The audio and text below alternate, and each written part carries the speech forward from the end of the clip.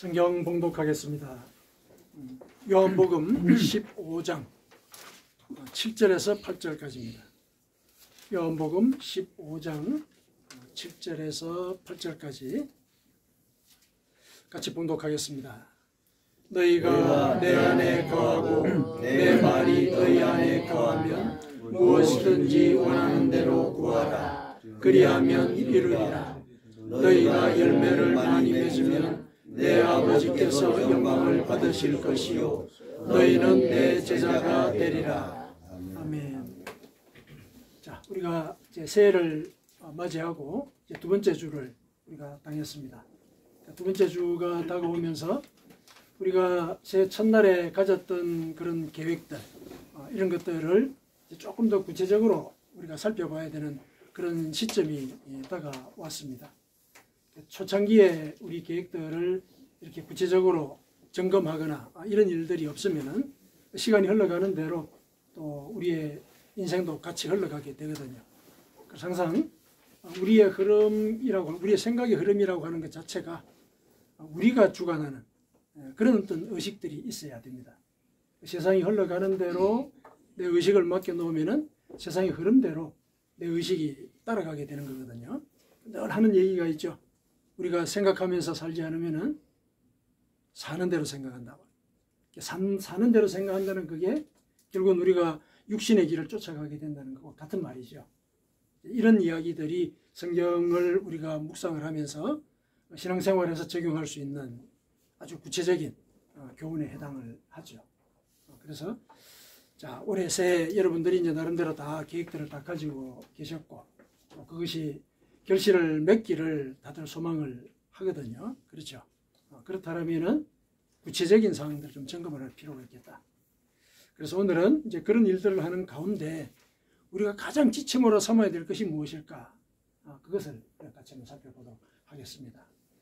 오늘 본문의 말씀은 이제 우리가 많이 알듯이 예수님께서 말씀하신 그 포도나무 비유의 일부지요. 포도나무 비유. 그 포도나무 줄기에 포도나무 가지가 붙어 있을 때 포도 열매를 결실하듯이 너희들은 나에게 붙어 있어야 한다. 취지가 그런 취지죠. 그런 취지로 말씀을 하시면서 오늘 7절과 8절에 나한테 붙어 있다는 것이 무엇이냐? 거기에 대해서 구체적으로 일러주셨어요. 자, 너희가 내 안에 거하고 내 말이 너희 안에 거하면 이렇게 얘기를 시작하시죠. 이것이 포도나무 가지가 포도나무 줄기에 붙어 있는 그런 상황을 비유적으로 얘기를 했을 때 그 뜻이 이런 것이다 라고 얘기하신 것이죠. 너희가 내 안에 거하고 내 말이 너희 안에 거하면 이렇게 얘기를 하셨어요. 그냥 단순히 너희가 내 안에 거하면은 너희가 많은 열매를 맺을 것이다 이렇게 하지 않으시고 내 안에 거하고 내 말이 너희 안에 거하면 이렇게 얘기를 하셨어요. 그렇다면 내 안에 거한다는 것과 내 말이 너희 안에 거한다는 것이 상관이 되어 있는 거죠. 그렇죠? 서로 이 상관되는 어떤 요소가 분명히 있는데 어느 한쪽에 포함될 수 없는 그런 나름의 정의들을 갖고 있다는 얘기잖아요. 그러니까 따로 얘기를 하신 거거든요. 그러니까 내 안에 거하고 내 말이 너희 안에 거하는 것. 이것이 각각 달리 얘기를 했지만은 바로 이 두 가지 요소가 포도나무 가지가 포도나무 줄기에 붙어 있을 때의 상황과 같은 것이다. 이런 얘기를 하는 것이죠. 그러면 이제 여기서 우리가 내 안에 거한다는 것과 내 말이 너희 안에 거한다는 것, 이건 이제 우리가 살펴봐야 되겠죠. 이게 이제 무슨 의미인지 구체적으로. 그런데 여기서 내 안에 거한다, 내 말이 너희 안에 거한다라고 얘기했을 때 거한다는 말이 지금 공통적으로 적용이 되고 있죠. 그럼 먼저 거한다는 말의 그 의미부터 우리가 살펴보도록 하십시다. 거한다는 말. 자, 거한다는 말이 뭐냐 이렇게 살펴볼 때 우리는 상식적으로 거한다는 게 무슨 의미인지는 알고 있죠. 그 상식적인 의미도 분명히 포함을 합니다. 원어를 보니까 이 거한다는 말이 두 가지의 의미를 갖고 있습니다. 첫 번째는 거한다는 것은 서로 떨어져 있지 않다는 얘기죠. 떨어져 있지 않다. 함께 산다 이런 얘기죠. 함께 산다, 떨어져 있지 않다. 이 말은 이제 포도나무 줄기에 그 가지가 붙어 있는 것과 이제 같은 그런 이미지를 공유를 하죠. 붙어 있다, 떨어져 있지 않다 이런 얘기죠. 그래서 너희가 내 안에 거한다는 얘기는 우리가 하나님과 예수님과 떨어져 있는 존재가 아니라는 사실, 그거를 믿어야 된다는 걸 얘기를 하고 있어요. 그걸 믿어야 된다는 거. 그러니까 너희가 내 안에 거한다라고 얘기했을 때 내가 하나님과 떨어져 있는 존재가 아니라는 사실을 믿는 것. 반드시 믿는 것이라는 행위가 들어가야 돼요. 그래야 거한다는 것의 그 행위적인 의미가 같이 살아나거든요. 단지 우리가 하나님과 떨어져 있지 않다. 이건 사실만 얘기하는 거죠. 사실만 얘기하는 거예요. 그런데 그 사실을 내가 믿는다. 그러면은 내가 정말로 그 속에 있어서 그분과 내가 떨어져 있는 존재가 아니구나 하는 사실이 눈앞에 살아있는 거예요. 그래서 그걸 믿어야 된다는 걸 여기서 알려주고 있어요. 내가 하나님과 떨어진 존재가 아니라는 것을 믿는 것, 그게 우리가 하나님 안에 있는 것이다. 그 얘기를 우리가 할 수가 있습니다. 근데 우리가 일상을 살다 보면은 하나님과 내가 떨어져 있는 것 같은 그런 느낌을 받을 때가 있잖아요. 제일 구체적으로는 이제 이 절망감이 다가올 때, 큰 일을 당했을 때, 내가 어쩔 수 없는 이런 고난 속에 빠졌을 때 하나님이 안 계신 것 같다. 이런 얘기 우리가 느낌으로 갖거든요. 느낌도 하고 또 이야기도 하고 그러거든요. 큰 병에 이제 걸렸다. 내가 손을 쓸 수가 없다. 그러면은 내가 하나님과 붙어 있다는 사실을 내가 어떻게 믿을 수 있겠어? 이런 생각부터 하고 의심을 하게 되죠. 인지상정이죠. 고난이 닥쳤을 때. 그러나 너희가 내 안에 거한다면은 내가 너희와 떨어져 있지 않다는 사실을 믿어야 된다는 거예요.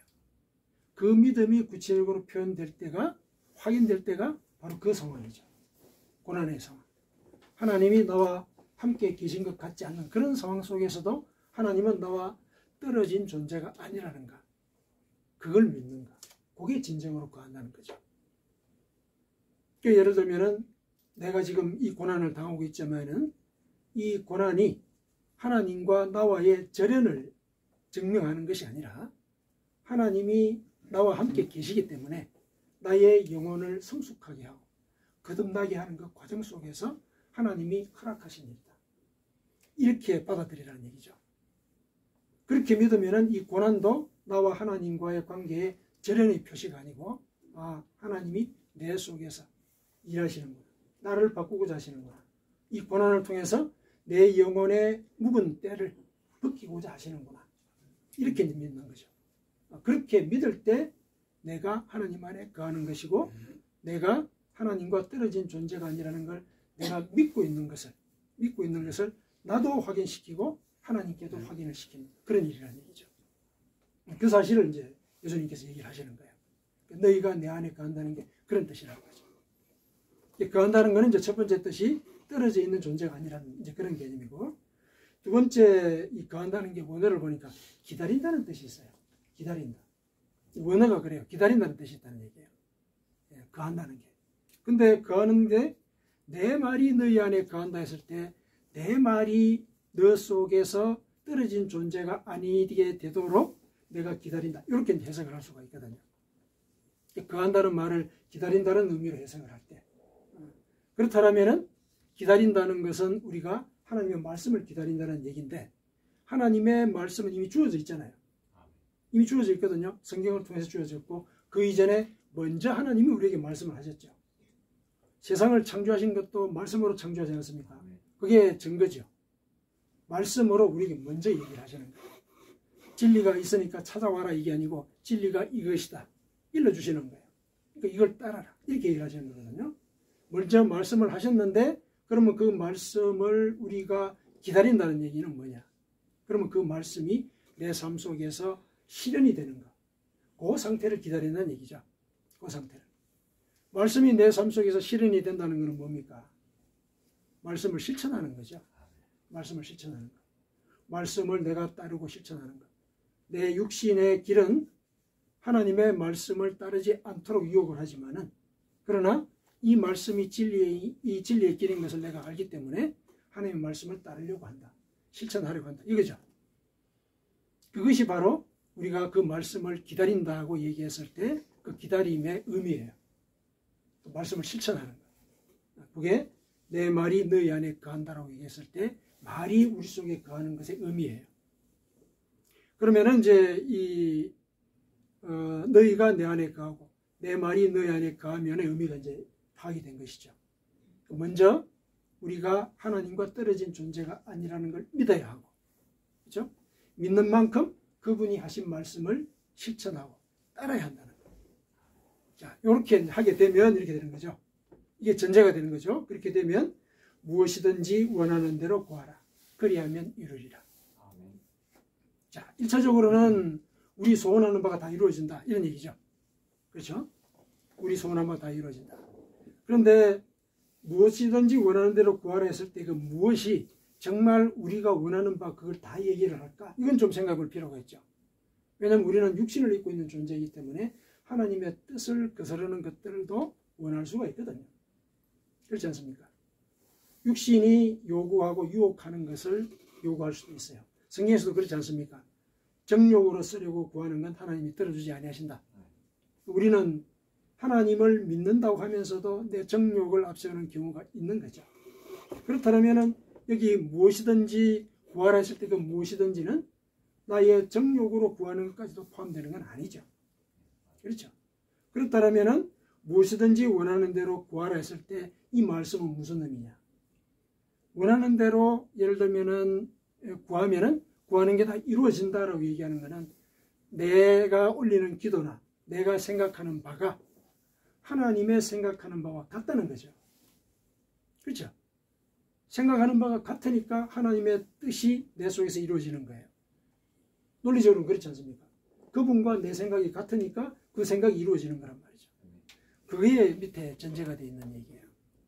그러니까 우리가 하나님과 예를 들어서 떨어져 있는 존재가 아니라는 사실을 믿고 또 그 믿음의 바탕에서 그분의 말씀을 실천하려고 하면 우리는 하나님과 생각이 일치하게 됩니다. 이런 얘기예요.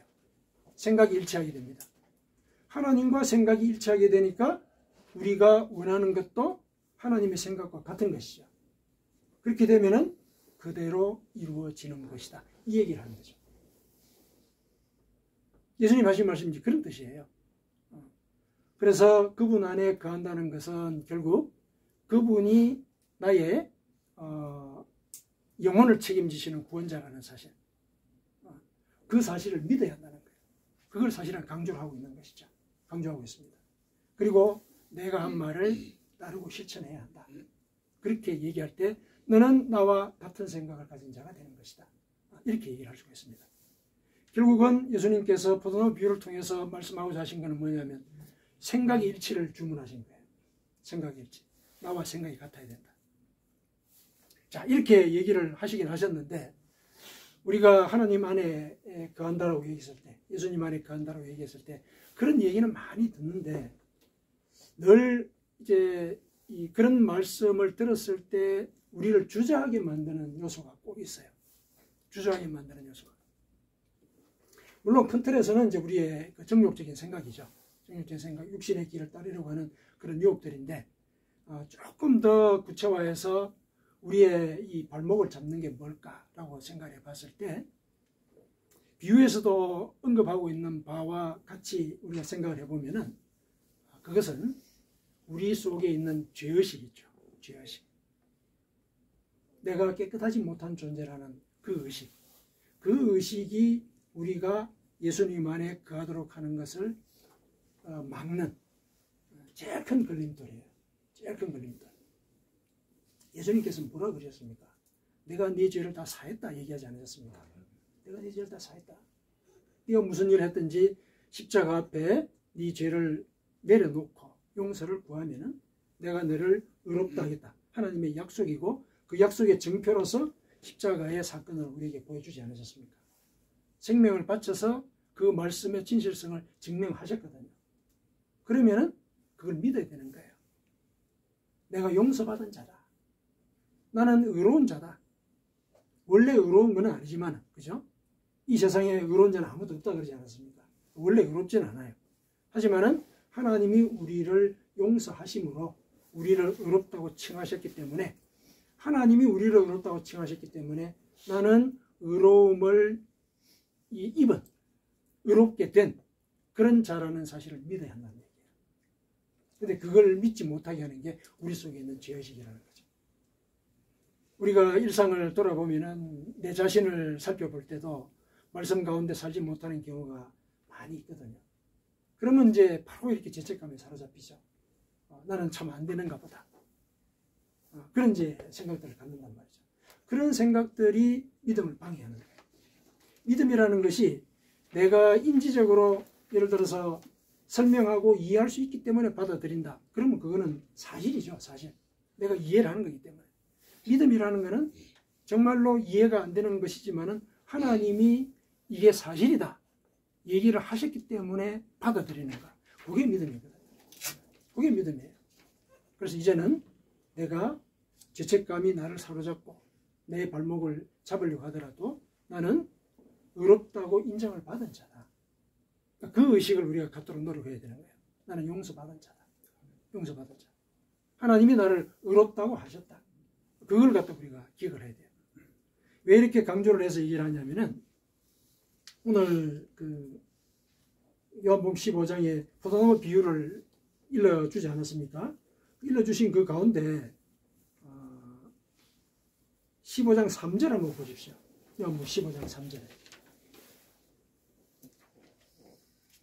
포도나무 비유를 일러주시면서 무엇을 언급을 하셨느냐면은 15장 3절에 너희는 내가 일러준 말로 이미 깨끗하여졌으니 이런 얘기를 하셨어요.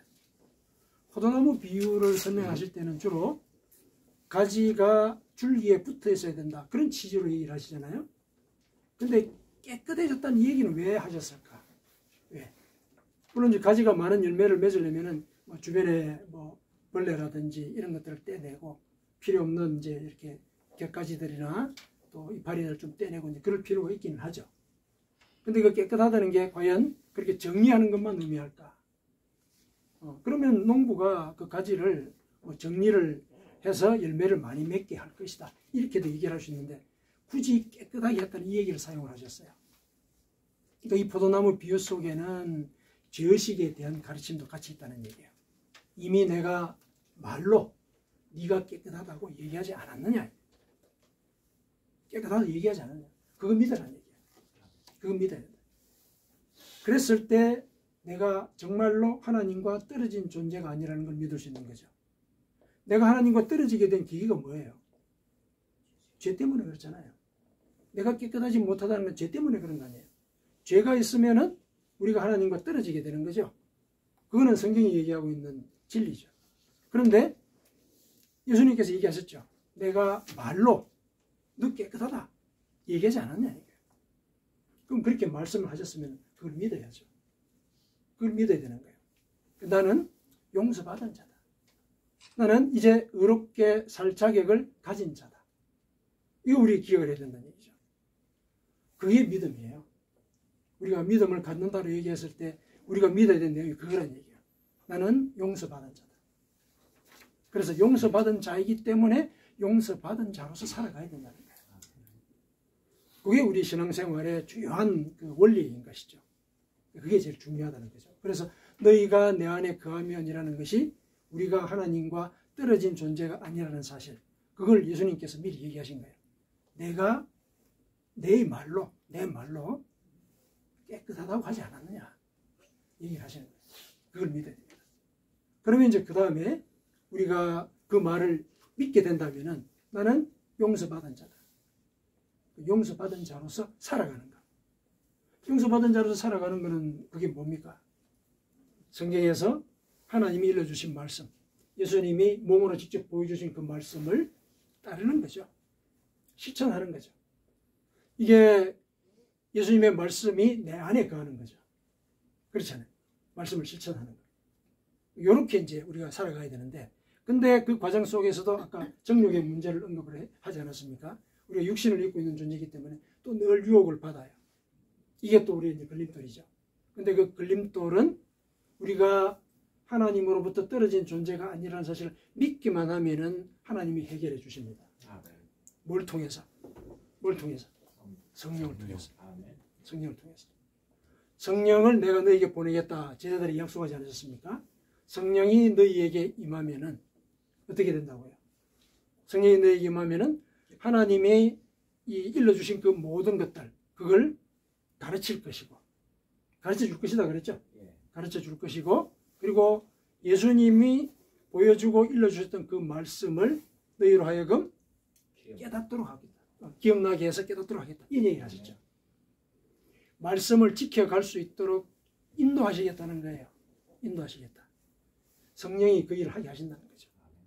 성령이 우리 속에서 임해서 활동을 하시면은 우리 삶 속에는 성령의 열매가 맺히죠. 그렇죠. 성령의 열매가 맺힙니다. 우리 자주 하는 얘기지만은 성령의 열매는 내가 맺는 게 아니에요. 성령의 열매예요. 성령이 내 속에서 맺는 거예요. 그래서 성령이 내 속에서 활동하시도록 우리가 마음을 이제 준비를 해야 되는데 마음의 준비가 뭐라는 거예요? 성령이 내 속에서 활동하시도록 준비하게 되는 그 요건이 뭐라는 거예요? 하나님과 내가 떨어진 존재가 아니다. 그분이 나를 용서하셨다. 그래서 나는 이제 죄와는 거리가 먼 삶을 살기 위해서 목표를 정한 그런 사람이다. 그런 의식. 그런 의식이 성령을 초청하는 그런 터가 되는 겁니다. 그 성령이 이제 내 속에서 활동을 하시게 되면은 내 삶 속에 성령의 열매가 맺힙니다. 성령의 열매가 맺히면은 우리가 포도송이를 우리가 생각해 볼 때 성령의 열매가 어떤 방식으로 맺힐지도 우리가 상상할 수 있어요. 포도 가지에 포도 알갱이 하나 딱 열립니까? 어떻게 열립니까? 주렁주렁 열리죠. 여러 열매 알갱이들이 주렁주렁 열리죠. 성령의 열매도 그러합니다. 성령의 열매도. 갈라디아서 5장 22절 23절에 성령의 열매가 나오죠. 사랑과 희락과 화평과 온유와 절제와 충성과 오래 참은 것. 또 9개가 있어요. 네. 9가지가 열매가 주렁주렁 매달리거든요. 주렁주렁 매달리는데 그건 뭐냐 하면은 그 9가지를 한꺼번에 맺으라고 이렇게 요구하는 건 아니에요. 그 중에서 내가 맺고 싶은 열매가 있을 거 아닙니까? 있을 거예요. 왜냐하면 우리는 하나님과 떨어진 존재가 아니고 이제부터는 죄를 벗어난 존재로 살고자 하기 때문에 영적인 지향들을 하나씩 갖고 있단 말이에요. 나는 이런 열매를 맺고 싶다. 이런 게 있어요. 그 보기가 9개예요. 성령 열매 9가지. 그 보기가 9개라는 얘기예요. 9가지 중에 하나만 고르셔도 된다는 얘기예요. 하나만 골라서 예를 들어서 내가 뭔가 올해는 예를 들어서 이웃을 혹은 내 형제를 또 나에게 예를 들어서 힘들게 하는 이제 그런 사람들을 사랑하고자 하는 그런 마음을 좀 갖고 싶다. 그런 마음을 갖고자 하니 도와주십시오. 이런 기도를 하고 그런 일들이 생겼을 때 사랑의 의지를 발휘하려고 하면은 놀랍게도 그 곁에 화평의 열매가 맺혀요. 이거 우리 논리적으로 상상할 수 있지 않습니까? 이웃을 사랑할 때 이웃과 화평하게 되는 거. 그렇잖아요. 화평한 자가 화를 내겠습니까? 온유의 열매가 맺히는 거죠. 절제의 열매가 맺히고 이렇게 되는 거예요. 그래서 이 성령의 열매는 9가지를 한꺼번에 맺어라 이 얘기를 요구하는 게 아니에요. 예수님의 포도나무 비유와 그 성령의 열매를 접목을 시키면은 그 9가지 예 중에 하나만 선택해서 하나님 앞에 지향을 드려라. 지향을 드려라. 그러면 성령이 내 속에서 사랑의 열매를 맺도록 활동을 하실 것이다. 그러면은 그 이끌림에 우리가 순종하게 되면은 나의 삶 속에는 사랑의 열매뿐만 아니라 희락과 또 화평과 온유와 절제 이런 열매들이 같이 맺힌다는 얘기예요. 포도송이가 맺히는 걸 보면 성령의 열매도 그렇게 맺힐 거라는 걸 우리가 상상할 수 있잖아요. 상상할 수 있습니다. 그렇게 이렇게 이제 살아가는 그 모든 과정에서도 하나님이 우리로 하여금 열매를 맺도록 하신다는 거. 이것도 믿어야 되겠죠. 그렇죠. 이런 믿음이 전제가 될 때 우리가 예수님이라는 그 존재 안에 하나님이라는 그 존재 안에 거하는 삶을 우리가 살게 되는 것이죠. 그래서 생각의 일치가 이루어지고 생각의 일치가 이루어진 가운데 우리는 우리가 원하는 것은 무엇이든지 이루는 그런 삶을 살게 되는 것이다. 그래서 8절에 이렇게 얘기를 하죠. 너희가 열매를 많이 맺으면 내 아버지께서 영광을 받으실 것이요 너희는 내 제자가 되리라. 이런 얘기를 하십니다. 그래서 너희가 열매를 많이 맺으면 이 말은 전제죠. 뭐뭐 하면 할 것이다. 열매를 많이 맺으면 이게 뭡니까? 그 열매를 맺도록 노력하라는 얘기죠. 그렇지 않습니까? 열매를 많이 맺으면은 하나님께 영광이 돌아갈 것이다. 이 얘기는 열매를 많이 맺어라. 그 얘기죠. 왜냐하면 우리가 그분 안에 떨어진 존재가 아니라는 사실을 믿고 또 그분의 말씀을 실천하려고 노력하기 때문에 열매를 많이 맺게 될 거란 말이죠. 그렇다면 이제 그런 믿음과 또 실천하는 그런 그 행위적인 모습들 이런 것들에 유념하고 집중해라. 그 얘기를 얘기하는 거죠. 그래서 열매를 많이 맺으면 내 아버지께서 영광을 받으실 것이요 너희는 하나님을 따르는 자라는 하나님의 자녀라는 그런 칭함을 인정을 받게 될 것이다. 이렇게 이제 얘기를 할 수가 있습니다. 그래서 우리가 이제 올 한 해를 시작하는 이 초두 부분에 우리가 유념해야 될 게 두 가지인 거죠. 두 가지입니다. 내가 하나님으로부터 용서를 받은 자다. 이거 믿어야 된다는 거예요. 이거 믿어야 돼요. 이 믿음은 내 죄책감이 방해를 하더라도 하나님이 너를 깨끗하다고 얘기하셨다. 이걸 받아들여야 되는 거예요. 그게 믿는 거거든요. 그게 믿는 거예요. 그 믿음을 토대로 깨끗함을 받은 자로서 살아가는 그 과정을 우리의 삶 속에서 열매로 보여드려야 되는 것이다. 그 과정 속에서 성령이 우리와 함께 하시며 그 열매를 맺도록 도와주신다. 이게 하나님께서 우리를 위해서 마련하신 그 구원의 절차예요. 사실은 구원의 절차. 가장 기본적인 원리이기도 하고 그 원리를 그대로 실현하는 절차이기도 한 것이죠. 이 두 가지를 우리가 유념하고 올 한 해 내 삶 속에서 어떤 열매를 맺을 것인지 성령의 열매를 가운데 예를 들면 한 가지만 이렇게 선택을 해서 올 한 해 연말에 여러분들이 그 추수감사절 때 여러분들의 영적인 결실들을 풍성하게 맺힌 그런 포도송이들을 갖고 우리가 같이 하나님께 찬양을 올리는 그런 시간을 맞이했으면 좋겠습니다. 아멘.